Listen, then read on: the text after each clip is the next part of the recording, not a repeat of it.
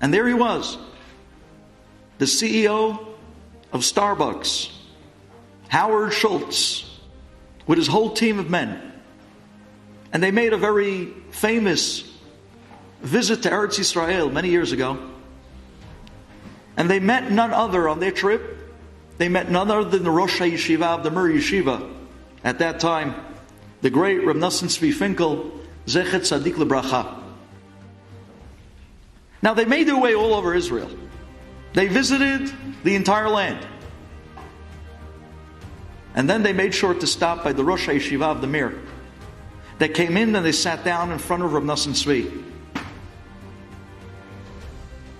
And the rabbi smiles at them and looks at them. And they look back at the rabbi. And they saw a very powerful and a very proud Rosh HaYeshiva, a Gadol, who was gripped with pain. Anybody knows a little bit about Rabbi Nosson Tzvi Finkel knows that he suffered terribly from Parkinson's disease. And he sat in front of them with his arms gripped, and he was shaking.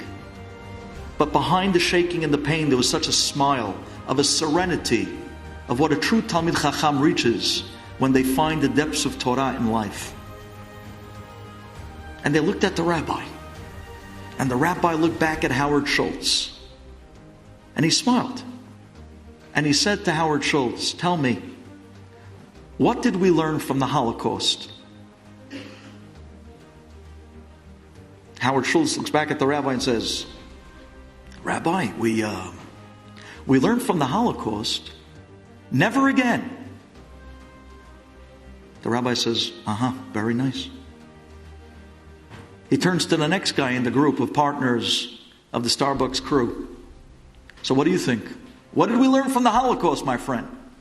And he said, "Rabbi, we learned that we need an army. We need to fight this time." Very nice. He turned to the next guy. "What do you think we learned from the Holocaust?" He says, "Rabbi, I don't know, but I see you getting at something. You tell us. What do we learn from the Holocaust?" Rabbi Nosson Tzvi Finkel bends over. He's gripped in pain. And he says, "We learned from the Holocaust that you can fit 5 Jews to sleep at night on one plank of wood, and they can cover themselves with one blanket."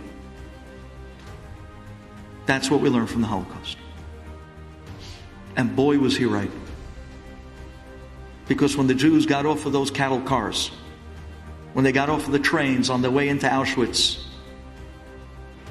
you might not know this, but every 5th Jew was handed a blanket, and the 4 guys before him was not. Every 5th Jew that got off that train was handed a blanket, and the 4 guys before him did not get. And after they were stripped of everything in the world, on those freezing nights in Europe, this Jew, the one that was handed the blanket, he had to make the biggest decision of his life.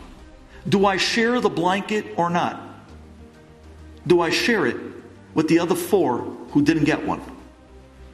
And 9 out of 10 Jews in Auschwitz shared the blanket with the other 4 Jews who didn't get one. And they huddled together under one blanket. And they laid down together on one plank of wood. That's what we learned from the Holocaust. Rabbi Nosson Tzvi Finkel looks back at Howard Schultz. And he says to him, "Mr. Schultz, God gave you a blanket. Now go out and spread your blanket all over the Jewish people. Go out and help the Jewish people." Howard Schultz and his men, they didn't see this one coming. They were moved by the rabbi beyond. They said, "Rabbi, wow, you really inspired us." Howard Schultz says, "Rabbi, I am going to spread my blanket on the Jewish people, and I'm starting with you and your yeshiva." He pulls out a checkbook. He signs a check. Blank check. And he hands it to Rabbi Nosson Tzvi and he says to him, "Please, Rabbi, take this blank check and fill it out for any amount of money you want." Nosson Tzvi, his hand is shaking, gripped with Parkinson's.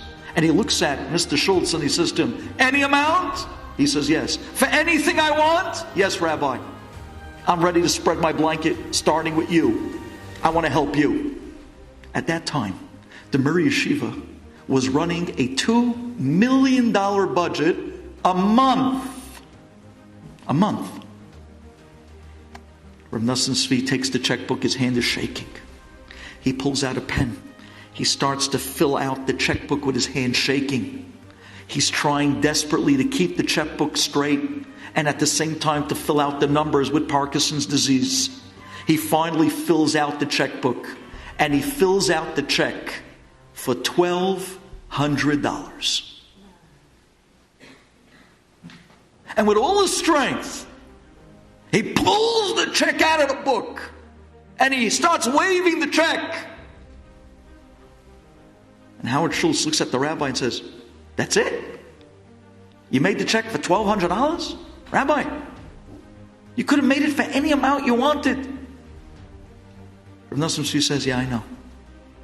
But Rabbi Nosson Tzvi leans over and says, "Do me a favor."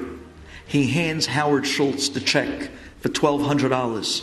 And he says to him, "You want to do me a favor? Take this check and go across the street from the Mir Yeshiva. There's a Judaica store.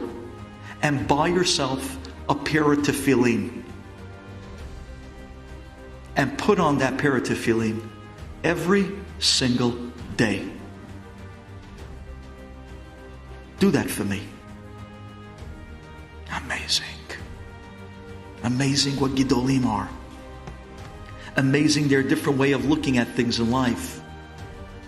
Anybody that would have been handed a blank signed check from Howard Schultz and you were told to make it out for any amount of money, what would we be thinking? Right then and there we'd be thinking, "Oh boy, how much can I take from this guy?" Not a gadol. You know what the gadol was thinking? "Oh boy, how much can I give this guy?"